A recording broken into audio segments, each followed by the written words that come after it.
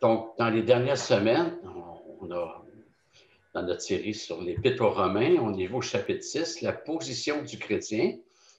Il est une même plante avec Jésus-Christ et il le sera dans la résurrection. Puis on a vu l'exhortation de Paul qui dit, puisque nous avons été libérés du péché, nous ne devons plus vivre dans le péché. Et c'est vrai que c'est scandaleux, ou ça serait scandaleux de vivre dans ce de quoi on a été libérés. Et au verset 18, on était rendu là, il dit, libérés du péché, vous êtes devenus esclaves de la justice. Le chrétien n'est jamais libéré pour être livré à lui-même, puis de dire que maintenant il peut choisir ce qu'il veut, il n'est plus assujetti à aucune loi, aucune morale. D'ailleurs, le chrétien est libéré de lui-même aussi. Il n'est pas juste libéré il est libéré du péché, il est libéré, en quelque part, il est libéré de Dieu, parce que c'est de sa colère qu'on est délivré. Il est délivré des conséquences du péché, puis il est délivré de lui-même, parce que lui-même est pécheur. Mais il entre dans cette lutte. Et on voit dans Exode 19 que si Dieu libérait son peuple d'Égypte, ce n'était pas pour qu'il fasse ce qu'il voulait sur la terre. C'est pour appartenir entièrement à celui qui l'avait libéré. Rappelez-vous quand Moïse allait voir le Pharaon, Moïse a demandé à Pharaon de libérer le peuple afin d'aller servir Dieu au désert. Mais le peuple juif servait le Pharaon, il était esclave. Il était dans la servitude, ça vient du mot servir. Et Moïse a dit au Pharaon, laisse-nous sortir pour aller servir Dieu. Mais c'était jamais laisse-nous sortir du pays pour qu'on puisse faire ce qu'on veut et aller où on veut. Et devenir esclave de la justice, peut-être qu'on ne réalise pas que c'est vraiment là qu'est notre seule liberté. D'ailleurs, l'apôtre Jacques parle de la loi comme de la loi de la liberté. C'est en raison de notre péché qu'on va opposer loi et liberté. Pour l'homme, la liberté, c'est de ne pas être contraint à aucune loi. Mais c'est une fausse conception de la liberté. Parce qu'en fait, il est esclave d'un mauvais maître, puis ce maître-là, c'est lui-même.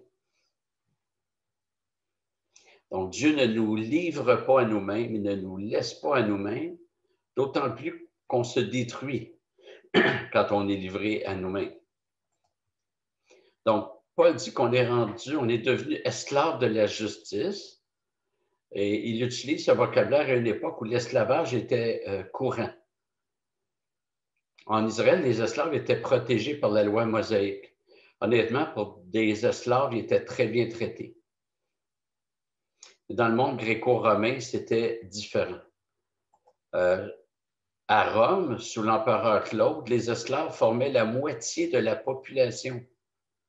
Imaginez. On disait même que dans la ville, il y avait 2 ou 3 esclaves pour une personne libre. Et ça arrivait que les familles riches en avaient entre 10 et 20 000. Et on ne reconnaissait à ces malheureux aucun droit civil ni matrimonial. Ils n'avaient même pas de nom. Leur maître pouvait, à sa discrétion, les vendre, les séparer, les donner, les torturer et même les tuer. Et ce que je vous dis là, ça vient du Nouveau Dictionnaire biblique d'Emmaüs. Paul va utiliser l'image de l'esclavage, mais c'est pour en faire ressortir le contraste avec l'esclavage du péché. Il dit bien au verset 19, « Je parle à la manière des hommes, à cause de la faiblesse de votre chair.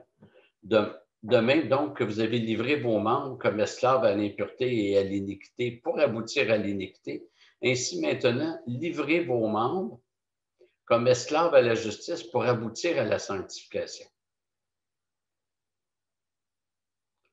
Donc, il ne faut pas mettre en symétrie les deux formes d'esclavage. Il y en a un, parce qu'en fait, ils sont plutôt opposés. Et l'esclavage du péché, c'est là qu'est l'aliénation, la destruction. Et l'esclavage pour la justice, c'est là qu'est l'épanouissement.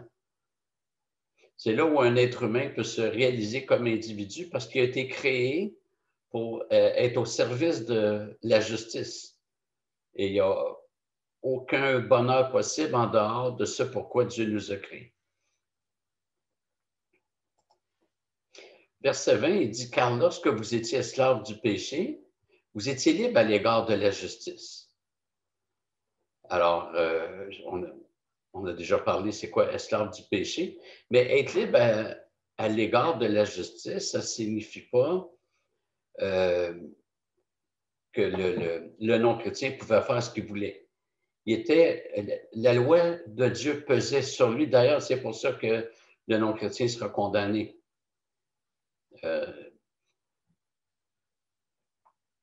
Mais dans les circonstances, il s'agit d'une liberté des plus indésirables. Donc, être libre à l'égard de la justice, ce n'est pas une belle liberté. Imaginez quelqu'un qui serait libre par rapport à la loi de la gravité. C'est pas une belle liberté. Il partirait en orbite dans l'espace. C'est une bonne chose qu'il soit soumis à la loi de la gravité. Il ne faut pas penser que Paul voit dans ces mots que le pécheur n'a aucune obligation en ce qui concerne la justice. L'intention, c'est simplement de soutenir que l'on ne peut servir deux maîtres. Le non-chrétien vit comme s'il était libre de la justice. Il ne se croit pas lié par cette justice-là.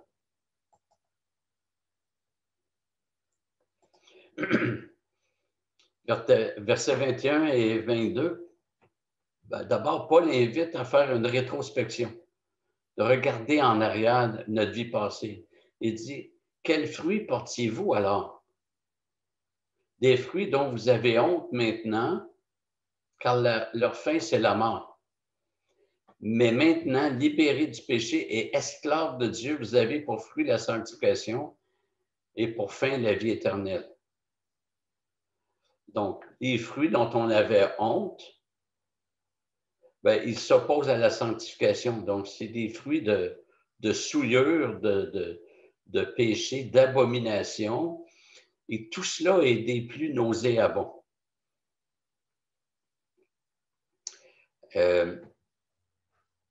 Maintenant, comme chrétien, on a pour fruit la sanctification. En passant, la sanctification n'est jamais une belle ligne droite qui monte constamment. On est tous en dents de scie, mais on progresse, on est de plus en plus conscient de notre péché. Je regarde Salomon qui a commis un péché grave dans sa vieillesse. En prenant des femmes étrangères, il a laissé rentrer l'idolâtrie. Mais on est assez certain que le livre de l'Ecclésiaste et des Proverbes ont été écrits après cela, où on peut voir qu'il avait compris la vanité. Et dans le livre des Proverbes, il parle souvent de la femme courtisane, que c'est un piège. Donc, Paul invite à faire une rétrospection pour que nous comprenions mieux la nouvelle réalité.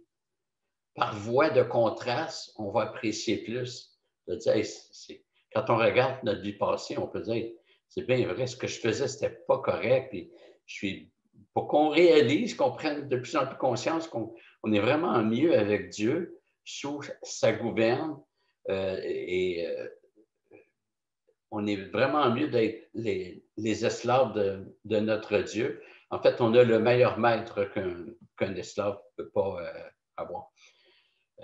On n'en parle pas souvent, mais la majorité des maîtres dans l'esclavage qui avaient lieu aux États-Unis, le christianisme était très fort, c'était des très bons maîtres.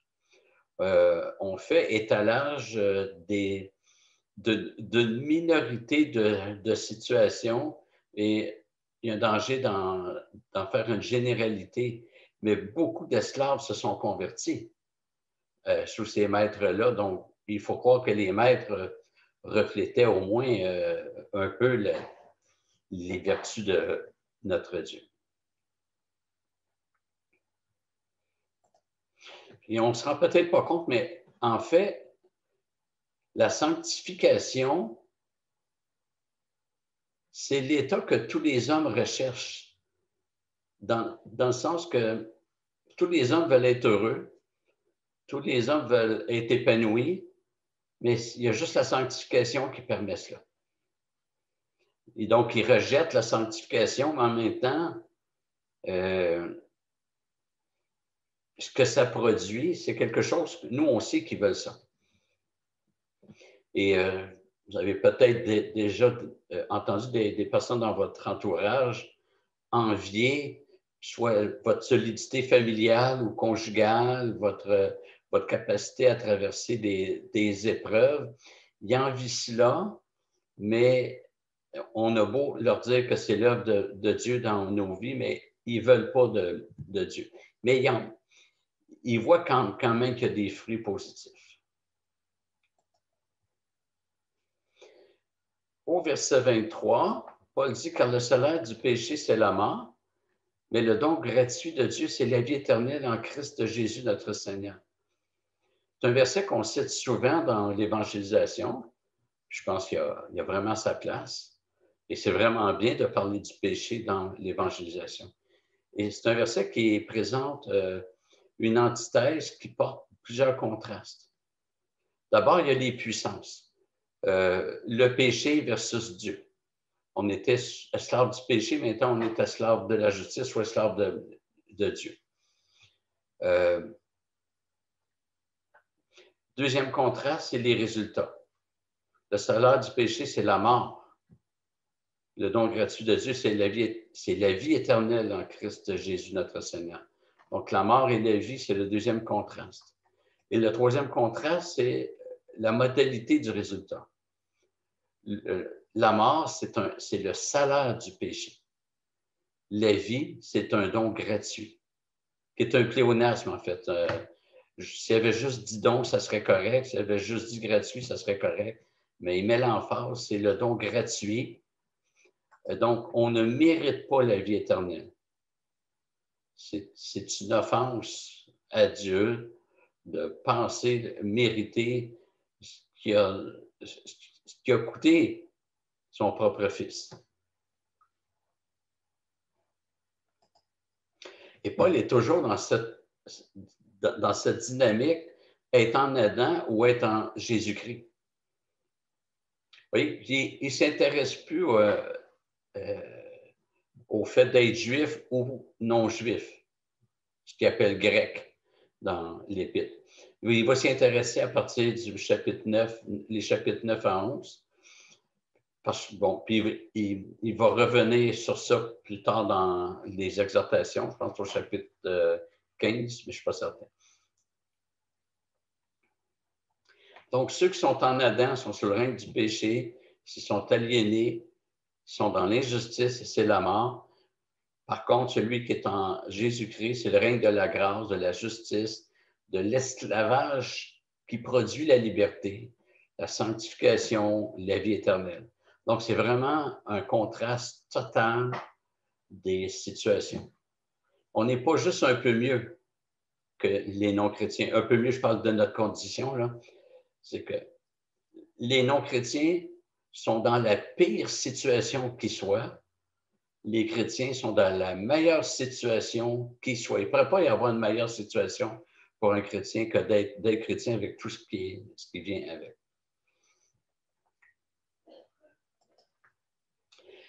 Donc, dans toute cette péricope-là, cette section-là, on a vu, donc depuis le début du chapitre 6, qui nous sommes réellement en Jésus-Christ. Nous sommes morts au péché, verset 2. Nous avons été ensevelis avec Christ dans la mort, verset 4. Nous avons reçu une nouvelle vie, verset 4. Nous sommes devenus une même plante avec Jésus-Christ, verset 5. Notre vieille nature a été crucifiée, verset 6. Nous sommes assurés de vivre avec Christ, verset 8. Nous vivons maintenant pour Dieu en Christ Jésus, verset 11. Nous sommes sous la grâce et non sous la loi, verset 14. Nous sommes libérés du péché, nous sommes devenus esclaves de la justice, versets 18 à 22. Et on a vu aussi qu'une nouvelle vie, parce qu'on reçoit une nouvelle vie, mais on devient une nouvelle vie. Et cette nouvelle vie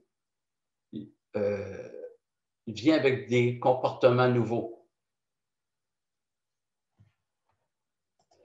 Et Paul nous fait réaliser qu'en raison de l'identité que nous avons reçue en Jésus-Christ, nous devons maintenant ne pas obéir aux convoitises de notre corps, verset 12, ne pas livrer nos membres au péché comme armes pour l'injustice, mais nous livrer nous-mêmes à Dieu comme des vivants revenus de la mort et offrir à Dieu nos membres comme armes pour la justice, verset 13, livrer nos membres comme esclaves à la justice pour aboutir à la sanctification, verset 19. Donc, on voit dans toute cette section-là l'importance de réaliser qui on est en Jésus-Christ, notre union, parce qu'on est devenu une même plante avec lui. Paul ne dit pas qu'on est devenu quelque chose de semblable, mais vraiment une même plante, il y a une union du croyant à Jésus-Christ. On est mort avec lui et on ressuscite avec lui. Et à partir de ce qu'on est, on doit vivre maintenant pour ce qu'on est. On était délivré du péché pour vivre comme esclave de la justice. Mais on doit rejeter le péché pour vivre pour la justice. Et on arrive au chapitre 7. On va regarder le début seulement, où Paul, donc les chapitres 6, 7 et 8, Paul parle vraiment de la vie chrétienne, puis de la lutte entre, donc l'importance de marcher par l'esprit, même si la chair est encore là. Et le chapitre 7, c'est vraiment un chapitre qui est au cœur de cette section-là. Et au verset 1, il dit, « Ignorez-vous, frères, je parle à des gens qui connaissent la loi, que la loi régit l'homme aussi longtemps qu'il vit. » Et Paul a certainement en tête la loi juive encore, puisqu'il y a eu juste ça en tête depuis le début de Romains. Mais je ne pense pas qu'il parle des Juifs seulement, parce qu'au chapitre 2, il dit ceux qui n'ont pas la loi font naturellement ce que prescrit la loi.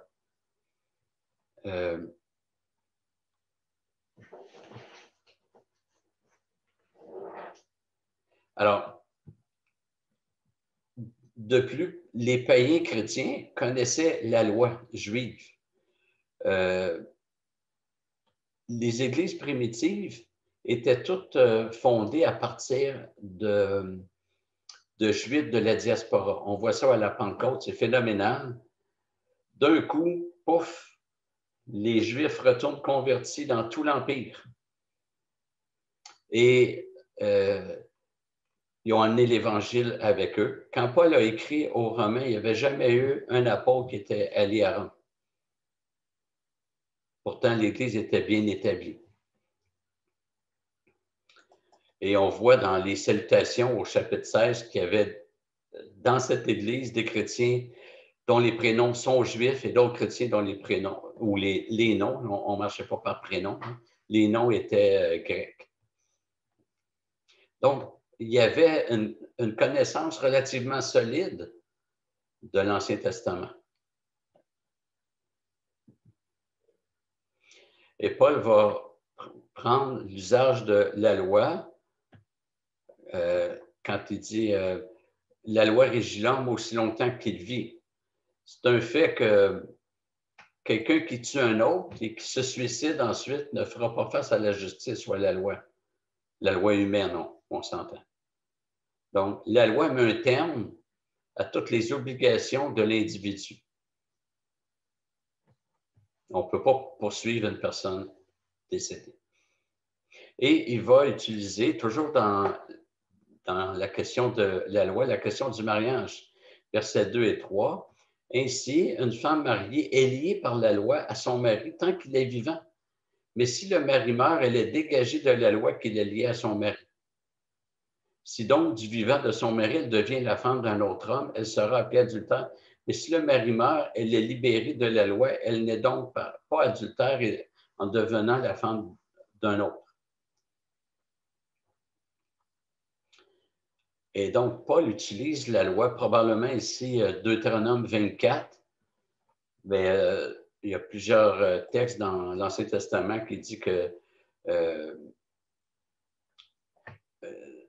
l'adultère est interdit, mais Deutéronome 24, c'est vraiment le texte clé. Je parle dans la loi mosaïque, parce que, évidemment, Genèse 1 et 2, c'est des textes fondateurs qui sont très importants aussi.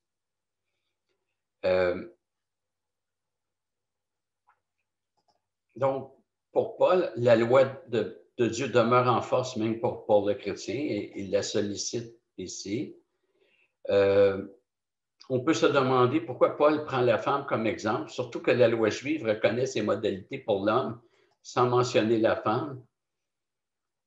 Et mon impression, Paul ne donne pas la raison, alors je l'exprime comme une impression. Je pense que Paul veut faire ressortir plus qu'une disposition légale, c'est que la femme trouvait son identité dans son mari. Le mariage, c'est que la femme quittait l'identité de son père pour prendre l'identité du mari. Et jusqu'à il y a quelques décennies au Québec, c'était concrétisé par le fait que la femme changeait de nom. Elle ne portait plus son nom de fille, mais son nom de mariée. Et c'était même courant, peut-être pour les plus vieux. Par exemple, si on avait à présenter Lorraine, on l'aurait présentée comme Madame Danielle Durand.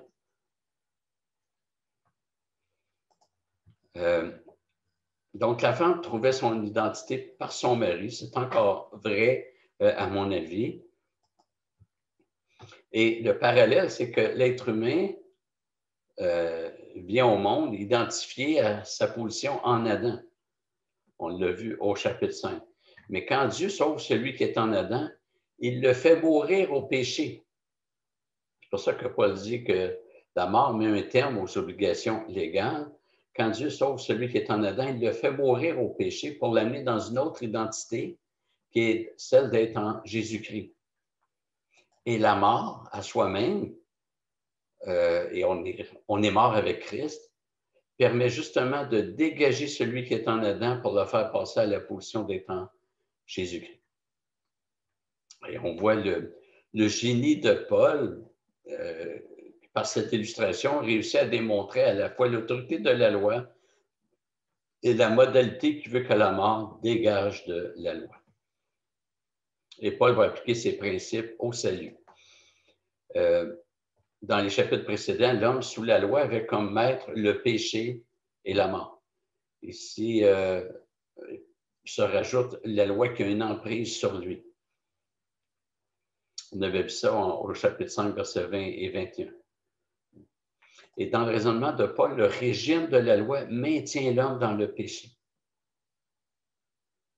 Ce n'est pas le propos pour maintenant, mais on l'a déjà vu. Ça ne signifie pas que la loi ne concerne plus le chrétien, mais il n'est plus sous le régime de la loi. C'est-à-dire qu'il n'est plus dans l'alliance des œuvres.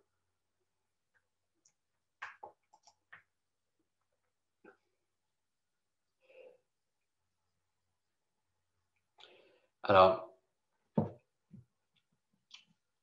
c'est important de retenir comme conclusion que notre position en Jésus-Christ, notre identité, c'est la chose qu'on doit regarder. Et ensuite, on doit vivre en fonction de cette identité nouvelle qui est en Jésus-Christ. On est mort à la loi, mais on n'est pas mort à la loi pour faire ce qu'on veut, c'est pour la sanctification. Voilà, on va s'arrêter ici.